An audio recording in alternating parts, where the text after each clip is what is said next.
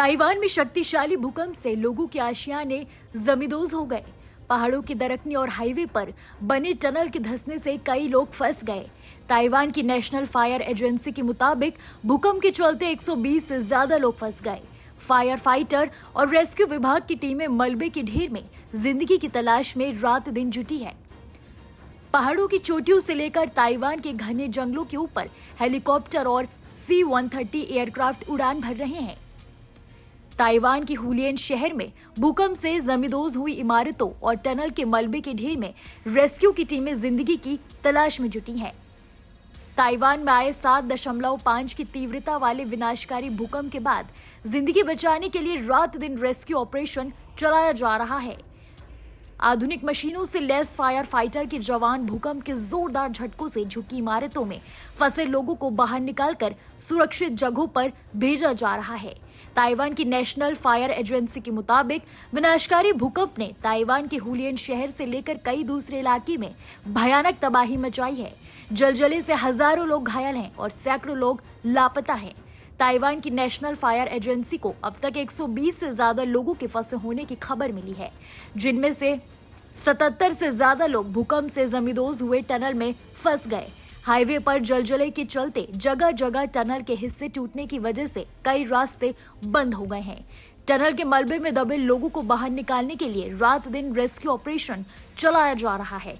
Julian शहर से किंगशुई शहर जाने वाले टनल की पूरी सड़क ही टूट गई, जिससे दोनों तरफ सैकड़ों लोग फंस गए। नेशनल फायर एजेंसी के मुताबिक भूकंप के चलते कई हाईवे के परखच्चे उड़ गए। सड़कों के बीचों बीच बड़ी बड़ी दरार पड़ जाने से 4 मिनी बस में करीब 50 से ज्यादा लोग फंस गए। ताइवान के हुलियन शहर से 4 बसों में सवार होकर 50 से ज्यादा लोग तरोको नेशनल पार्क जा रहे थे।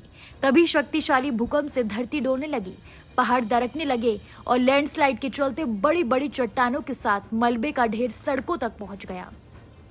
भूकंप से सबसे ज्यादा नुकसान राजधानी ताइपे और हुलियन शहर में हुआ, जहां करीब 26 इमारतों को नुकसान पहुंचा। कई इमारतों में लोग अब भी फंसे हुए हैं, जिनको बचाने के लिए रेस्क्यू ऑपरेशन चलाया जा रहा है। ताइवानी सेंट्रल वेदर ब्यूरो के मुताबिक 7.5 तीव्रता वाला भूकंप ताइवान में बीते 25 सालों में आने वाला सबसे शक्तिशाली भूकंप है। इससे पहले ताइवान में साल 1999 में 7.6 तीव्रता का जलजला आया था। तब 2000 से ज्यादा लोगों की मौत हुई थी। हालांकि उसके बाद से भूकंप से होने वाली तबाही को रोकने के लिए ताइवान सरकार ने कई तरह की पहल शुरू की थी।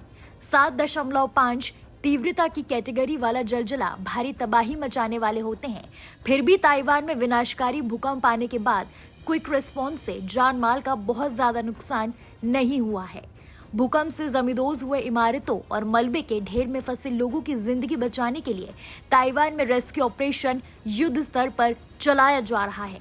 दुनिया भर में हर साल हजारों भूकंप आते हैं, जिनमें से करीब 100 भूकंप इतने विनाशकारी होते हैं कि हर तरफ तबाही और बर्बादी की तस्वीरें दिखाई देने लगती हैं।